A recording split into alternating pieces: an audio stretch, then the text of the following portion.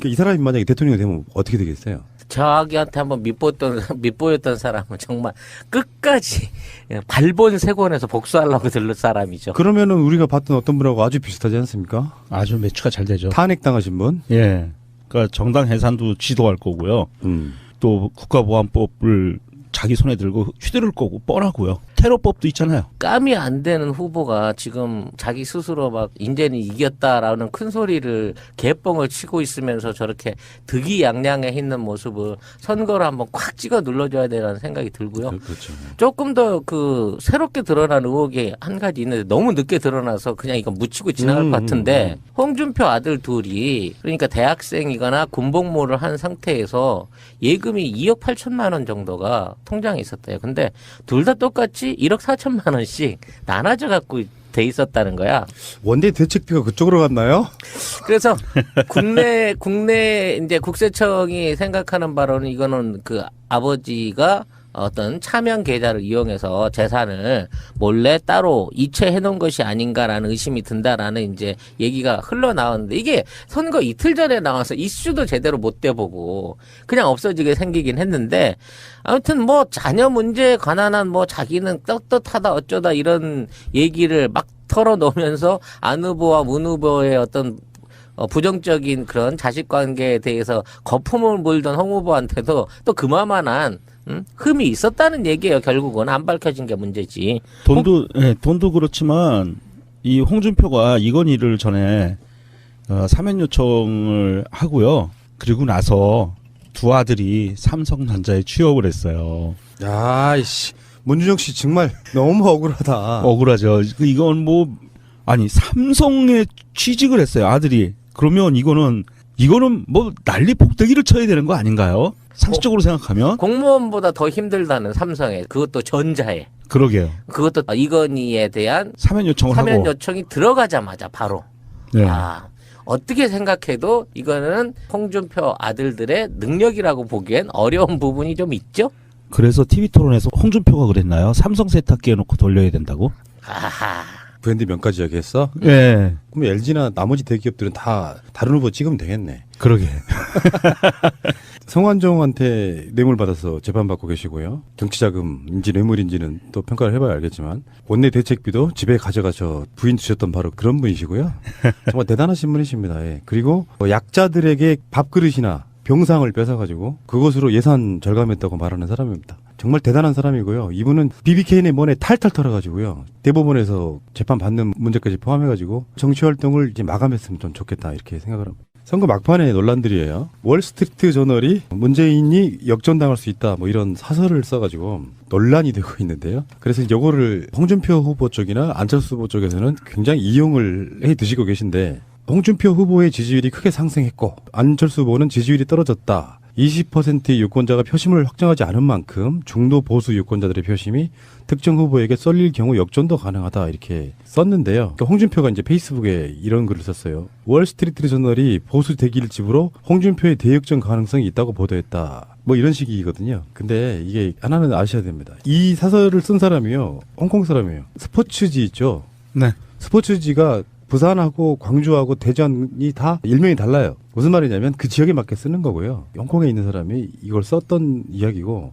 또 중간에 사설도 바뀌었습니다. 4일 인터넷 사설에서는 문 후보가 40% 지지율로 당선이 유력하지만 중도 보수 표심이 한 후보에게 쏠리면 막판 격차가 줄어들 수 있다. 뭐 일반적으로 누구나 다 우리나라에서도 이런 이야기 누구나 할 수 있는 거고요.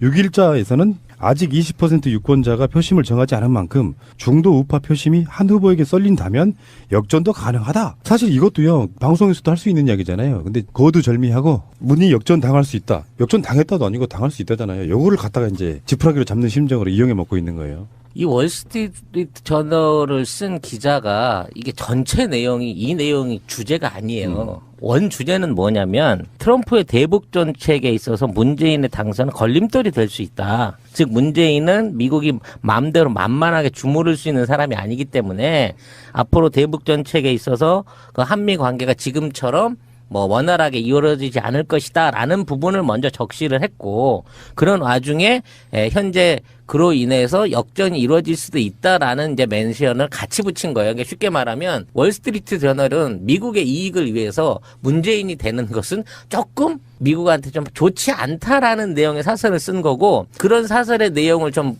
보충하는 염원적인 내용으로 보수가 지금까지 멀쩡하게 가만히 있던 보통표 20%가 갑자기 확 다른 표 그러니까 1번이 아닌 2번, 3번에게 집중된다고 하면 역전도 일어날 수 있는 거다라는 산술적 계산을 해준 거예요. 근데 상식적으로 대한민국 안에 지금까지 투표층을 결정하지 못했던 부동층이라든지 또는 기존에 있던 지지층을 갖고 있던 추세들이 지금의 20% 가까이 차이나 있는 지지율을 뒤집을 정도로 어느 한쪽에 확 쏠릴 만한 안에 정치적인 이유라든지 선거 안에서 드러났던 특별한 이슈가 있지 않잖아요. 그건 이건 말 그대로의 숫자적으로는 가능하다라는 축의 어떤 일종의 던져보는 듯한 문구를 가져다가 이걸 굉장히 심각하게 분석하고 있다는 것도 이거 좀 웃긴 거예요. 제 입장에서 보기에는. 그러니까 이슈가 없어서 그 이슈를 가져오면서 미국의 유력한 언론도 역전 당할 수 있다고 보도했다라고 이용해 먹는 거고요. 그렇죠. 원래 그 사설의 원래 취지는 트럼프 비판이고 트럼프가 말을 잘못해가지고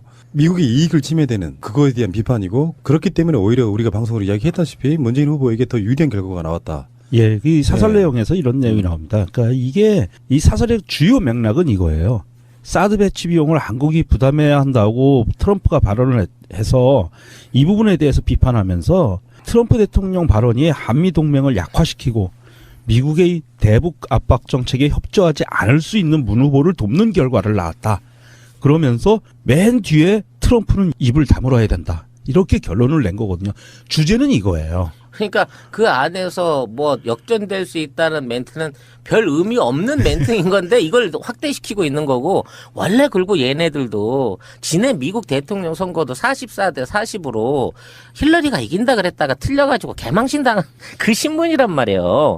그러니까 얘네들이 쓰는 건 바램을 쓰는 거지 뭐 확실한 분석이 있다든가 데이터를 통해 가지고 이런 수치를 도발해 갖고 꺼낸 얘기가 아닌데도 불구하고 이게 막판에 야씨 봐 이게 안철수가 이긴다고 미국이 찍어주는 내용이야라고 설레발을 치고 있는 박지원 대표 같은 사람은 정말 야 막판까지 진짜 치졸하면 그걸 보여주는구나라는 생각이 들어요. 근데 그 월스트리트 저널은 그 내용에 안철수 후보는 지지율이 떨어졌다 이렇게까지 표현을 했는데도 불구하고 그런데 박지원은 안철수가 극적인 어떤 지지율을 끌어들여 갖고 이제 역전됐다는 얘기다라고 지금 평가를 내놓고 있잖아요. 아니 지금. 바쁘시니까 안 읽어본 거지. 못 사설을. 읽나 영어를? 그걸 보도한 우리나라 그 매체들의 헤드라인만 봤겠지. 그러니까 그거 이용해 먹는데 그 안에 들어가 봤더니 안철수는 떨어졌다 이렇게 표현하고 있는 거고요. 아버님 어쨌든 뭐 막판 논란이고 이게 이제 이거를 집중적으로 보도하는 언론들의 행태를 한번 보면은 실제로 홍준표 쪽으로 표가 결집해라 하고 지금 불지펴 주는 거예요. 한국 사람들 그런 사대주의 심리 있잖아요. 외국의 언론들이 뭔가를 보도를 하면 그게 굉장히 중요한 거라고 생각하는 물론 외국 언론들이 갖고 있는 세계적인 비중을 갖고 있는 언론들이 뭔가를 보도한다는 건 나름대로 화제가 저는 된다고 보는데 그들이 우리 언론도 할 수 있는 말을 잠깐 그거를 언급했다라고 해서 우리가 이제 결집만 잘하면은 우리가 이길 수 있어. 이런 식으로 이용해 먹게끔 만들어주는 그 언론들의 얍삽한 속성이랄까요? 이런 걸 좀 비난을 하고 싶고요. 월스트리트 저널의 그 트위터 계정에서는 또 그 기사와는 조금 다른 그 내용들이 나왔는데요. 문재인 후보가 유세 중에 견뎌줘서 고마워요. 이 피켓을 든 그 사진을 배경으로 사진 촬영한 것을 대문에 올리면서 이렇게 썼어요. 워싱턴이 북한을 고립시키려고 노력할 때 남한의 차기 대통령은 더 많은 어떤 약속, 친밀감을 원하고 있다. 이렇게 기사를 올렸거든요. 트위터에. 한국에서 역전이 일어나려면 우선 트럼프 대통령이 주둥아리를 닥쳐야 한다. 예. 이게 요지잖아요. 트럼프가 떠들면 문재인이 이긴다. 그러니까 입 닫아라. 그러니까 이논조죠. 이게 타임즈나 뭐 워싱턴 포스트 같은 정론지도 아니고요. 정치 전문지도 아니고 우리로 흔히 말하면 시사 저널이나 월간 뭐 이런 것처럼 일종의 저널리스트들의 어떤 글을 모아놓은 전통 보도형 뉴스지가 아니라는 면에서 우리가 이 월스트리트 저널을 전혀 생각지도 않고 평소에 언급도 안 하다가 지금 이게 그냥 모든 검색어에 1, 2위를 다투고 있는 이런 걸 보면서 야 진짜 우리나라 언론은 필요한 정보나 내용들은 갖다 안 쓰면서 이런 찌라시는 가져다가 엄청나게 또 튀겨 먹는구나 싶은 생각이 들면서 도대체 이 글을 쓴 사람이 무슨 의도로 이런 멘트를 여기다 집어넣어 가지고 자기가 이렇게 이 기사가 한국에서 많이 인용되는 거를 노린 게 아닌가 싶은 생각도 들기도 해요. 그 의도가 있었겠습니까? 아까 말한 것처럼 트럼프 입닥쳐 이건데 대표적인 보수지예요. 그렇게 보시면 돼요. 문제는 이렇게 되죠. 카톡 같은 데 돌리는 그들끼리 정보 속에는 월스트리트 저널은 세계적인 언론인데 그 언론이 홍준표가 문재인을 다 따라잡았대. 이렇게 악용되는 거예요. 그렇죠. 역전도 네. 가능하대. 이렇게. 왜 이런 거 있잖아. 우리들이 갖고 있는 약간 신화적인 음모론이랄까요? 상대방을 그렇게 약간 신적으로 보는, 예를 들어서 미국의 CIA는 다 알고 있어. 뭐 이런 식의 그런 마인드 있잖아요. 우리도 방송으로 그런 이야기 뭐 가끔씩 표현하신 분들 제가 들었을 때 그때마다 그런 이야기를 했었는데, 미국이 모르고 있을까요? 모르고 있을 수 있어요. 뭐 미국의 허락을 받지 않으면 대통령이 되는 게 가능해? 이렇게도 저는 말하면 안 된다고 생각해요. 그런 식의 이제 그 상대를 절대적인 존재로 보는 그런 마인드는 좀 버리셔야 될 필요가 있고요. 웃기잖아. 뭐 이런 애들이 우리도 뭐 예를 들어서 지금 홍준표 엄청 까다가 막판에 홍준표가 개과천선하고 유승민, 안철수가 다 사퇴하고 가면 홍준표가 이길 수도 있어 라고 말을 하면 앞에 있는 모든 내용들은 다 거두절미되고 홍준표가 문재인을 이겼다 이렇게 돼버리는 거지 뭐. 그 새날은 홍준표가 이기길 바란대. 뭐 이렇게. 이런 식으로 악용해먹기 나름인 것이고요. 알겠습니다. 의미 없음. 하고요. 그리고 나서 두 아들이 삼성전자에 취업을 했어요. 야이씨. 문준영 씨 정말 너무 억울하다. 억울하죠. 이건 아니 삼성에 취직을 했어요, 아들이. 그러면 이거는 뭐 난리 복대기를 쳐야 되는 거 아닌가요? 상식적으로 생각하면. 공무원보다 더 힘들다는 삼성에, 그것도 전자에. 그러게요. 그것도 이건희에 대한 사면 요청을 사면 하고. 요청이 들어가자마자 바로. 네. 어떻게 생각해도 이거는 홍준표 아들들의 능력이라고 보기엔 어려운 부분이 좀 있죠? 그것이 아닌가라는 의심이 든다라는 이제 얘기가 흘러나왔는데, 이게 선거 이틀 전에 나와서 이슈도 제대로 못 대보고 그냥 없어지게 생기긴 했는데, 아무튼 자녀 문제에 관한 한 자기는 떳떳하다 어쩌다 이런 얘기를 막 털어놓으면서 안 후보와 문 후보의 어떤 부정적인 그런 자식 관계에 대해서 거품을 물던 홍 후보한테도 또 그만한 흠이 있었다는 얘기예요. 결국은 안 밝혀진 게 문제지. 돈도 그렇지만 이 홍준표가 이건희를 전에 사면 요청을. 그러니까 이 사람이 만약에 대통령이 되면 어떻게 되겠어요? 저기한테 한번 밑보였던 사람은 정말 끝까지 발본색원에서 복수하려고 들을 사람이죠. 그러면은 우리가 봤던 어떤 분하고 아주 비슷하지 않습니까? 아주 매추가 잘 되죠. 탄핵당하신 분? 예. 그러니까 정당 해산도 지도할 거고요. 또 국가보안법을 자기 손에 들고 휘두를 거고 뻔하고요. 테러법도 있잖아요. 깜이 안 되는 후보가 지금 자기 스스로 막 인제는 이겼다라는 큰 소리를 개뻥을 치고 있으면서 저렇게 득이양양해 있는 모습을 선거를 한번 꽉 찍어 눌러줘야 되나. 그래서 TV 토론에서 홍준표가 그랬나요? 삼성 세탁기에 놓고 돌려야 된다고? 아하. 브랜드 명까지 얘기했어? 예. 그럼 LG나 나머지 대기업들은 다 다른 후보 찍으면 되겠네. 그러게. 성완종한테 뇌물 받아서 재판받고 계시고요. 정치자금인지 뇌물인지는 또 평가를 해봐야 알겠지만 원내 대책비도 집에 가져가서 부인 주셨던 바로 그런 분이시고요.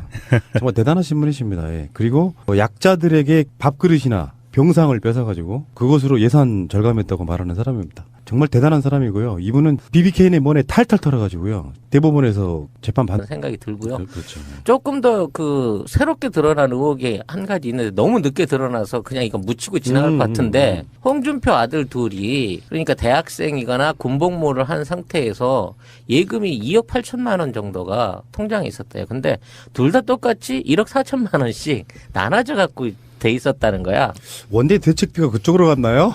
그래서 국내 이제 국세청이 생각하는 바로는 이거는 아버지가 어떤 차명 계좌를 이용해서 재산을 몰래 따로 이체해 놓은 것이